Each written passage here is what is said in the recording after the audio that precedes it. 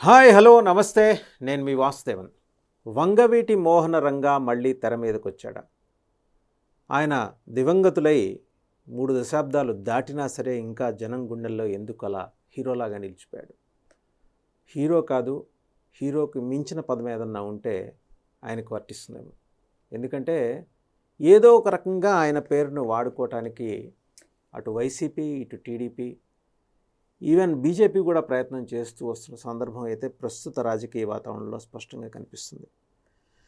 ఇంకొకటి, కులం పేరు పదే పదే ఎందుకు ప్రస్తావిస్తున్నారంటూ పేర్ని నాని గారిని, మాజీ మంత్రి పేర్ని నాని గారిని పవన్ కళ్యాణ్ బందర్ సభలో నిలదీశారు.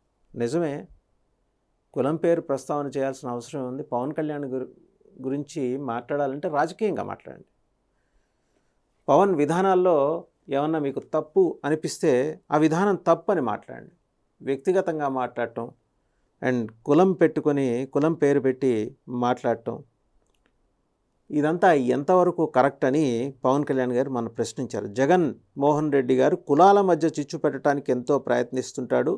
స్థానిక ఎమ్మెల్యేతో నన్ను బూతులు తిట్టిస్తుంటారు. మేము కాపులం అంటూ ఇష్టానుసారం తిడతాడు. ఎందుకు ఈ బలుపు అని చెప్పి పవన్ కళ్యాణ్ ప్రశ్నించారు. అంతేకాదు, జగన్మోహన్ రెడ్డి గారికి ఊడిగం చేసే కుక్క పిల్లలా ఉండాలంటే ఉండొచ్చు, కానీ కులం పేరు తీసుకొచ్చి ఇష్టానుసారం మాట్లాడితే జాగ్రత్త, ఒళ్ళు దగ్గర పెట్టుకుని మాట్లాడు, మర్యాద ఇచ్చినప్పుడు దాన్ని నిలబెట్టుకో, పిచ్చివాగుడు కట్టిపెట్టు, నాతో గొడవ పెట్టుకుంటే అది చచ్చే వరకు అన్నది గుర్తుపెట్టుకో. చంద్రబాబు హయాంలో పెద్దిరెడ్డి మీద ద్వేషం పెంచుకుంటే వాళ్ళు రాష్ట్రంలో వాళ్ళ ప్రాంతంలోకి ఇతరులు రాకూడదని హుకుం జారీ చేస్తున్నారు. వాళ్ళు మాత్రం రాష్ట్రంలో ఎక్కడికైనా వెళ్ళి దోచుకోవచ్చు.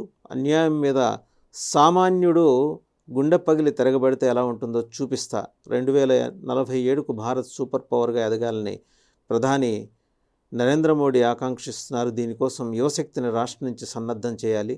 అత్యంత నైపుణ్యవంతమైన యువత దేశానికి అవసరం. రాష్ట్రం నుంచి అలాంటి యువత తయారు కావాలి. దీనికోసం కూటమి ప్రభుత్వంలో ప్రత్యేక సర్వే చేసి తీసుకోవాల్సిన భవిష్యత్తు చర్యలు ప్రణాళిక ప్రకారం అమలు చేస్తాం. వచ్చే ఎన్నికల్లో ఓటు రాష్ట్ర భవిష్యత్తు కోసం అని అందరూ గుర్తుంచుకోవాలి. ఎంపీగా బాలశౌరి, ఎమ్మెల్యేగా కొల్లు రవీంద్రను గెలిపించాలంటూ ఆయన చాలా సుదీర్ఘంగా ప్రసంగించారు. అంతేకాదు, తాము అధికారంలోకి వచ్చిన తర్వాత వైసీపీ పాలనలో అసెంబ్లీ అంటే బూతులు, ఒకరిపై అరుపులు, రన్నింగ్ కామెంటరీ, అనవసర విమర్శలు మాత్రమే తెలుసు. ప్రజా సమస్యల మీద పూర్తి స్థాయి సహేతుకమైన చర్చ సాగితే ఎలా ఉంటుందో తాము అధికారంలోకి వచ్చిన తర్వాత అంటే కూటమి ప్రభుత్వంలో చూస్తారు. ప్రజల సమస్యలు గుర్తెరిగి ప్రజాప్రతినిధుల సమూహం సమస్యలపై నిజాయితీగా చర్చించి నిర్ణయాలు తీసుకుంటే ఎలా ఉంటుందో ప్రజలు చూస్తారు. బూతులు తిట్టేవారు ప్రజల కోసం ఆలోచిస్తారు. అసెంబ్లీలో ఆరోగ్యవంతమైన చర్చలు ఉంటాయని హామీ ఇస్తున్నాననే మాట స్పష్టంగా చెప్పారు. సో ఒక రకంగా తెలుగుదేశంలో కూడా నోరు జారి నాలిక మడతపెట్టి మాట్లాడే వాళ్ళకి పవన్ కళ్యాణ్ గారి హెచ్చరిక ఇది. ఎవరినైనా ఆయన ఉపేక్షించడు. రాబోయే ఎన్నికల్లో ఓటు చీలకూడదని తాను పిలిపించింది రాష్ట్ర భవిష్యత్తు కోసం అని ప్రజలు గుర్తించారు. ఇది తెలుగుదేశం భవిష్యత్తు కోసం కాదు అనేది కూడా ప్రజలు గుర్తించారు. అది ఆయన నమ్మగర్భంగా చెప్పారు. అంతేకాకుండా చిత్ర పరిశ్రమ గురించి మాట్లాడుతూ ఆయన పరిశ్రమ మొదలైన దగ్గర నుంచి ఎవరైనా సరే దాన్ని ప్రోత్సహించారు తప్పితే చిత్ర పరిశ్రమను రాజకీయంగా ఎవరు వేధించింది లేదు. జగన్మోహన్ రెడ్డి గారి ప్రభుత్వంలో చిత్ర పరిశ్రమ రకరకాల రాజకీయ వేధింపులు ఎదుర్కొంది. స్వశక్తితో ఎదిగిన ఎందరో నటులు వ్యక్తిగతంగా జగన్మోహన్ రెడ్డి గారిని కలిసిన ఫలితం లేకపోయింది. ప్రజాస్వామ్యంలో అందరికీ సమాన హక్కులు ఉంటాయి. చిత్ర పరిశ్రమ వారికి కూడా ఈ హక్కులు వర్తిస్తాయి. గొప్ప వ్యక్తులు రాసిన రాజ్యాంగం మనందరికీ శ్రీరామరక్ష. దాని నీడలో భయం లేకుండా యువత పోరాడాలి. నేను ధైర్యంగా ఉన్నాను. ఓ మధ్యతరగతి ఉద్యోగి కొడుకుగా ఈ దాష్టిక పాలన మీద పోరాడుతున్నాను. యువత కూడా భయాన్ని వీడి ముందుకు రావాల్సిన అవసరం ఉంది. బందర్ ఆకు రౌడీలకి భయపడాల్సిన అవసరం ఏమీ లేదు. ఇలాంటి ఆకు రౌడీలు యువ సైన్యం మూకుమ్మడిగా వస్తే తట్టుకోలేరు అని కూడా చాలా బలంగా కౌంటర్ ఇచ్చారు. అలాగే జగన్మోహన్ రెడ్డి గారి మీద దాడులు చేయడానికి మేము ఆయనలాగా క్రిమినల్స్ కాదు అని కూడా ఆయన చెప్పారు. ఇన్ఫ్యాక్ట్ కోర్టు ఆర్డర్ ఇచ్చింది కాబట్టి ఆ విషయాన్ని నేను ఇక్కడ ప్రస్తావించట్లేదు. ఎందుకంటే ఆ పర్టికులర్ లీడర్ యొక్క హత్య కేసు గురించి ఎవరు మాట్లాడొద్దని చెప్పేసి కడప కోర్టు ఆదేశాలు జారీ చేసిన నేపథ్యంలో పవన్ కళ్యాణ్ గారు చేసిన ప్రస్తావన అదే మొన్న చేశారు. అది ఆయన ఆ ప్రస్తావన ఇవాళ ప్రస్తావించడం కరెక్ట్ కాదు.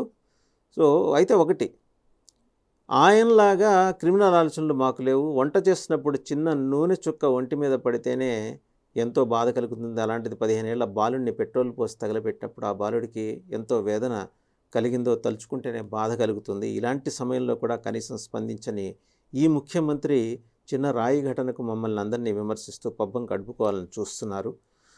పార్లమెంటులో ఆంధ్రప్రదేశ్ ప్రత్యేక హోదా కోసం కనీసం ప్లకార్డు కూడా పట్టుకోలేని వ్యక్తి ఈ రాష్ట్రానికి ఏమీ చేయలేడు అనేది గుర్తుంచుకోవాలని కూడా అన్నారు. అంటే చాలా సటిల్గా మాట్లాడారు, సూటిగా మాట్లాడారు. అలాగే దిగజారి మాట్లాడతారా ముఖ్యమంత్రి అంటూ కూడా నిలదీశారు. తాను ఏనాడు జగన్మోహన్ రెడ్డి గారి సతీమణి గురించి కానీ వారి కుటుంబ సభ్యుల గురించి కానీ ఎక్కడా మాట్లాడలేదు. ఈ ముఖ్యమంత్రి మాత్రం ఇష్టానుసారం దిగజారి మాట్లాడుతున్నారు. వ్యక్తిగత విషయాలను ప్రజా వేదికల్లో ప్రస్తావిస్తూ మరింత దిగజారిపోతున్నారు. పెళ్ళామనే మాటను ఎవరు ఎప్పుడు ఇతరుల భార్యలను ప్రస్తావిస్తూ ఉపయోగించరు. కానీ ముఖ్యమంత్రి మాత్రం పదే పదే అదే మాటను వాడుతూ ఏం మాట్లాడుతున్నారో కూడా అదుపు లేకుండా మాట్లాడుతున్నారు. సొంత చెల్లి జీవితాన్ని రోడ్డు మీదకి నెట్టే ముఖ్యమంత్రి వ్యక్తిగత విషయాలు మాట్లాడుతూ ప్రజల ముందు మరింత చులకన అవుతున్నారు. చంద్రబాబు కూడా జగన్లా పాలించి ఉంటే అసలు అన్ని రోజులు జగన్మోహన్ రెడ్డి గారు రోడ్ల మీద తిరిగేవారా, అధికారంలోకి వచ్చేవారా? ప్రజలు ఆలోచించాలి. తాను కూడా పాలసీ పరంగా చంద్రబాబు గారితో విభేదించినా ఏనాడు వ్యక్తిగతంగా ఆయన్ని దూషించలేదు అనేది పవన్ కళ్యాణ్ గుర్తు చేశారు. ఇది వాళ్ళకు కావాల్సిన సరైన సమాధానం అయితే ఆయన ఇచ్చారు. జగన్మోహన్ రెడ్డి గారి పాలన మీద ప్రజల కడుపు మండుతోంది. రాష్ట్రాన్ని అధోగతి పాలు చేసిన ఆయన వైఖరి మీద ప్రజలు ఆగ్రహంతో ఉన్నారు. దేశ రాజకీయాల్లో జగన్మోహన్ రెడ్డి లాంటి నాయకులు చీడపురుగులని, ఇంతలా దిగజారి మాట్లాడిన ముఖ్యమంత్రిని ఎప్పుడూ చూడలేదని, వైసీపీకి వైనాట్ 15 సీట్లే గతి అనే పడుతుందని, జాతీయ సర్వేలన్నీ కూటమి విజయాన్ని నిర్ధారించాయని, అసెంబ్లీలో ప్రజా సమస్యలపై మంచి చర్చను ప్రజలు చూస్తారని కూడా ఆయన హామీ ఇచ్చారు పవన్ కళ్యాణ్ గారు. సో చాలా కాంప్రహెన్సివ్ స్పీచ్ ఆయన మాట్లాడింది. బందర్లో పేర్ని నాని గారిని డైరెక్ట్గా అటాక్ చేశారు. బట్ హుందా అయిన పదజాలం వాడారు. ముఖ్యమంత్రి గారు మీరు కూడా హుందా అయిన పదజాలం వాడండి అని సూచించారు.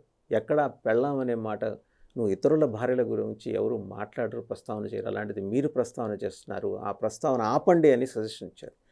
రెండోది, తాము అధికారంలోకి వస్తే అసెంబ్లీలో అర్థవంతమైన చర్చలు జరుగుతాయన్నారు. అలాగే నోటి తేట ఉన్న వాళ్ళని ఎవరిని వదిలిపెట్టేది లేదని కూడా చెప్పారు. తెలుగుదేశం నుంచి రేపు అసెంబ్లీలోకి ఎవరైనా వచ్చేవాళ్ళు ఇలాంటి వాళ్ళు ఉంటే వాళ్ళకు కూడా ఇది వర్తిస్తుంది. ఎవరు కూడా పవన్ కళ్యాణ్ గారి రూల్స్కి మినహాయింపు కాదు. ఆయన తన సొంత మనుషులకే వాళ్ళ పార్టీ స్పోక్స్ పర్సన్స్కే చెప్తారు, అసభ్య పదజాలం ఎక్కడా మీరు వాడమాకండి అని చాలా స్పష్టంగా చెప్తారు. పదే పదే రిమైండ్ చేస్తుంటారు. ఒకసారి చెబితే మర్చిపోతారేమో అని చెప్పేసి ఎప్పుడు ప్రతినిధుల సభ జరిగినా చెప్తుంటారు. సో తెలుసు కదా ఆయన ఏం మాట్లాడారు, ఎలా మాట్లాడారు. సో ఆ రకంగా వాళ్ళ ఎమ్మెల్యే క్యాండిడేట్స్ కూడా అదే స్టైల్లో ముందుకు వెళ్ళి ఆయన పేరు నిలబడతారని ఆశిద్దాం.